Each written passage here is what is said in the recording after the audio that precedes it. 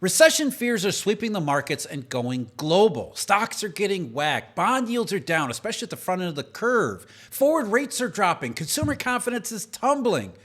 And that's just here in the US. But don't worry. Jay Powell on Friday said the economy is just fine. But President Trump added fuel to the R word when yesterday he admitted the economy is facing a, quote, period of transition. Treasury Secretary Bessent said that there might be a, quote, detox period. The bigger concern is the sharp loss of momentum the economy was facing before any of this stuff came up. Cyclical indications that have been flashing warnings for quite some time, and they've only gotten louder more recently. Most of all, jobs and incomes. Income growth was way too small in January, and contrary to every single mainstream interpretation of February's employment numbers, they were a disaster.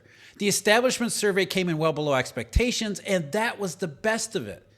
Hours are at recession levels already. Full-time jobs utterly plunged by 1.2 million. The unemployment rate only increased by 1/10, simply because hundreds of thousands of former American workers were forced out of the labor force. The underemployment rate soared by 0.5 point last month alone to its highest level since 2021.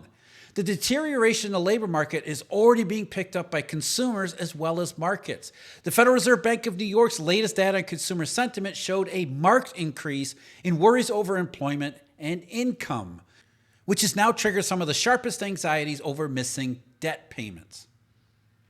The R word is back, and it's getting louder all the time. While Jay Powell says the economy's fine, not even the stock market believes him anymore. The Nasdaq too. The Nasdaq is down more than 4% today alone. But before getting to the stock market, let's talk about the Treasury market, bond yields. The 10-year U.S. Treasury down to 4.22% today. That's getting back to where it had been last Monday. The low there was 4.16%. And I had detoured last week with the Germany bazooka and the bond market selling off a little bit. Got up into the 430s for a little while, right back down to 4.22% again this morning, with the recession scare becoming really a global thing.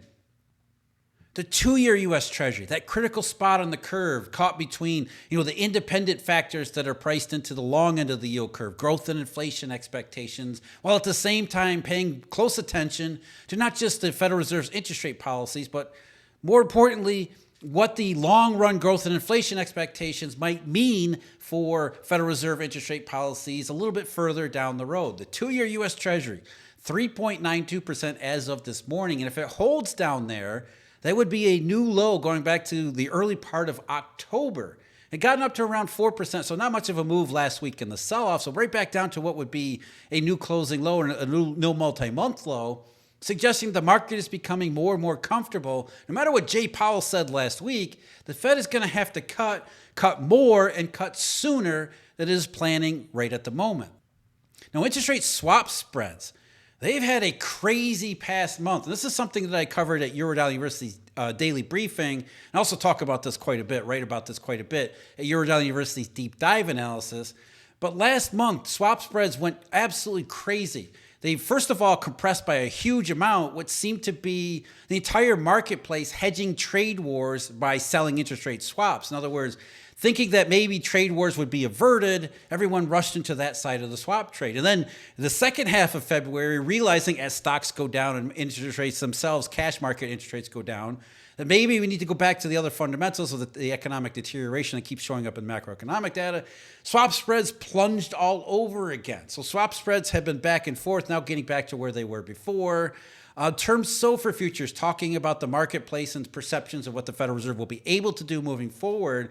Term SOFR futures, the December 2025 contract I mentioned recently, that one's still heading slightly higher to 96.45, having broken out of its multi-month range. Again, the marketplace saying rate cuts are going to come from the Federal Reserve. The chances are growing for them if they aren't quite here yet. The June 2025 contract is still around 96.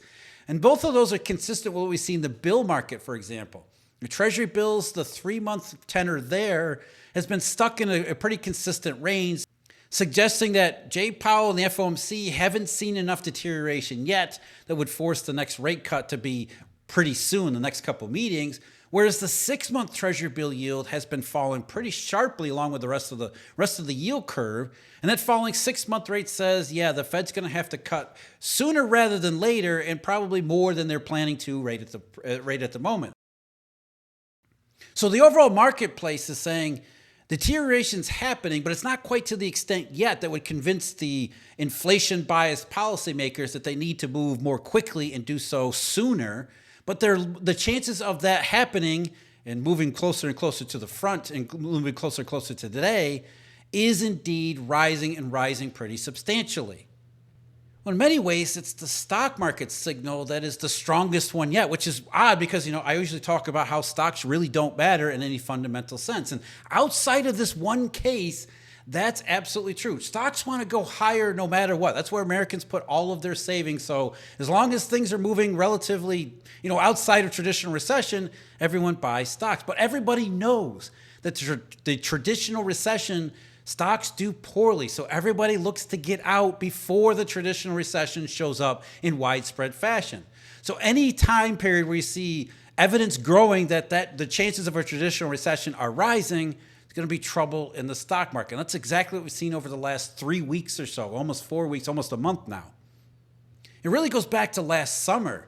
The cyclical SOX indicator, the Philadelphia Semiconductor Index that I pointed out last summer, noticeably diverged from the S&P 500 and other major indexes. What that said was the marketplace, or part of the stock market, was increasingly concerned about cyclical forces going in the wrong direction as far back as last July and August. And while everybody forgot about that, the SOX did not.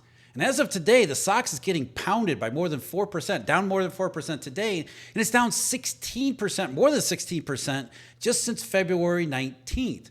It goes along with the Nasdaq. The Nasdaq has moved into correction territory here, down more than 12.6% since February 19th, including a 3.6% loss today alone. The S&P 500 is not immune either. The 500 index down 2.3% on today, at least before I started recording here. It's down more than 8% also since February 19th. So the market is increasingly worried that the chances of the R word, the traditional R word, are rising such that the pathway toward it are becoming more and more visible in all of these different variables and facets, whether it be bond yields, whether it be macroeconomic data, or even the statements coming from politicians and officials, certain officials, certainly not Mr. Powell. And with the R word potential rising, given the backdrop of global forgot how to grow, that's the basis for what will be Eurodollar University's webinar on Monday, March 24th. Still working out the start time for the webinar, but it will be Monday, March 24th. And our focus is going to be the global impacts of this growing cycle, the forgot how to grow economy starting to remember how to recession, in particular with the American economy starting to lose its grip on holding on to what everybody thought was strong and resilient. What does it mean in a world that has already forgot how to grow, with the U.S. maybe getting materially weaker when the U.S. was supposed to be, at the very least, the sole source of strength? Like I said, the webinar, please join us. There's a link in the description, Monday, March 24th. With the fundamental background being what it is, the fact that President Trump and Treasury Secretary Bessent this weekend said, Trump said, rising possibility of a transition period, Bessent talking about a detox period. Reading between the lines here, both are suggesting that there is an elevated risk of a traditional type of recession, negative GDP, as well as negative payrolls and all the evidence that goes along with it. So the forgot how to grow economy becomes the remember how to recession. It's suddenly everybody, it's as if they can't get away from the word these days. Here's Bloomberg yesterday. Just a couple of weeks ago, we were getting questions about whether we think the U.S. economy is reaccelerating. And now all of a sudden, the R word is being brought up repeatedly, according to the head of interest rate strategy at TD Securities. The market's gone from exuberance about growth to absolute despair. Well, the market, they're talking about the stock market, is always exuberant about growth. Now it's getting signs of an increasing possibility and plausibility of the traditional recession. Now everybody wants to sell stocks. And the stock market had completely missed, well, not completely, everything but the Philadelphia Semiconductor Index. They had missed all the prior signals suggesting the cycle had shifted back last March and April. But now that those signals are getting too big to ignore, stocks are down and down precipitously. Back to the article. Speculation that Trump would pour stimulus onto the nation's expansion, not that it stimulates anything, would keep upward pressure on Treasury yields. That's not how it works, and that's not why Treasury yields were up. That's being rapidly swept aside anyway, less than 2 months into his presidency. Instead, traders have been piling into short-dated Treasuries, pulling the 2-year yield down sharply since mid-February on expectations the Federal Reserve will resume cutting interest rates as soon as June to keep the economy from deteriorating. And no, they don't keep the economy from deteriorating. They're reacting to the deterioration of the economy the marketplace has been saying has been growing in potential and possibilities since last summer. We only had a transitory detour, the artificial high from all of the activity that was front-loaded as everyone tried to beat the tariffs. That was a short-run detour, artificial factors that was destined to turn around at some point. And that some point increasingly looks like now. Not that this should be any surprise anyway. And then today, Steve Booth was a portfolio manager and head of investment grade at T. Rowe Price sees, quote, more job pressure building to the next payroll report, which is due in April, set to spark traders to boost wagers on the Fed slashing rates maybe in May. That could spark 10-year yields to move closer to 4%, Mr. Booth said. And that's the thing. It's not next payroll report. The last payroll report was already ugly enough to suggest that that's exactly the direction that we're heading. The payroll numbers were just set aside because everyone focuses only on the top line. And even the top line was disappointing, as I talked about in a video a couple days ago. The payroll number was 151,000 for the month of February, but that was below 170,000 expected. More importantly, though, the rest of the data, including the establishment survey, showed substantial weakness and a lot of weakening. The household survey showed massive deterioration, loss of momentum, but even the establishment survey had the same thing. The average work week stayed at 34.1 hours for the second straight month, so January and February. So that makes January and February 2025 equal to the low in 2020, March of 2020, and all three of those were lower by far than any month from 2011 forward.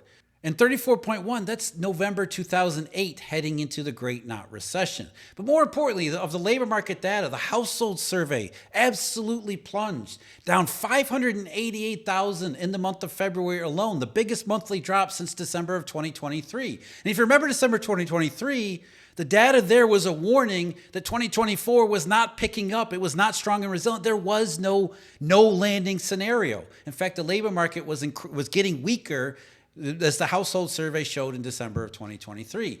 Full-time jobs absolutely crashed in the month of February 2025, down 1.2 million. So what that meant was, with the household survey net employment dropping by 588,000, it meant that 588,000 jobs potentially disappeared, and then another 600,000 or so were full-time converted to part-time. So a loss of hours on top of a loss of jobs. We don't need to wait for the April payroll report or the March payroll report in April to tell us the labor market has already picked up substantial deterioration. And it kept going from there. 385,000 former American workers dropped out of the labor force because they can't find any jobs. The participation rate, the labor force participation rate, fell to its lowest level since January 2023, loss of momentum. The U6 rate, or the underemployment rate, that one soared by 0.5 percentage point in February alone, rising to 8%, which was its highest since October of 2021. And simply because the only reason the U3 rate, or the unemployment rate, stayed at 4.1% and didn't go much higher like the U6 rate was because of all those workers who dropped out of the labor force. When you take account of labor force dropouts, the level of unemployed should be about 1 million higher than the BLS has it, which would put the unemployment rate at 4.7% and deteriorating like we saw last fall, not 4.1%. And then there are a whole bunch of marginally attached workers, too, that are behaving very cyclically. Those who are converted to part-time for economic reasons, as we just mentioned, massive increase in those, or substantial increase in those. Behavior that we see preceding typical traditional recession cycles. But Jay Powell said, nah, don't worry about any of this. Despite elevated levels of uncertainty, the U.S. economy continues to be in a good place. The labor market is solid, and inflation has moved closer to our 2% longer-run goal. Turning to the recent data, the economy has been growing at a solid pace. GDP expanded at a 2.3% annual rate in the fourth quarter of last year, extending a period of consistent growth that has been supported by resilient consumer spending. Recent indicators point to a possible moderation in consumer spending relative to the rapid growth over the second half of 2024. Further, recent surveys of households and businesses point to heightened uncertainty about the economic outlook.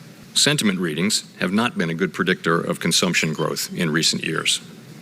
Not only are the markets disagreeing with that, he's misreading consumer sentiment. As I pointed out repeatedly, consumer sentiment isn't really about consumer spending, at least not today. Consumer sentiment is about perceptions of the labor market. So as the labor market has deteriorated, again, re-deteriorated in 2025, consumer sentiment after its short-run high last year has deteriorated right along with it, suggesting that the data that we're getting showing deterioration in the labor market is something that's being picked up among consumers themselves. And then today, the Federal Reserve Bank of New York released the results of its February survey of consumer expectations.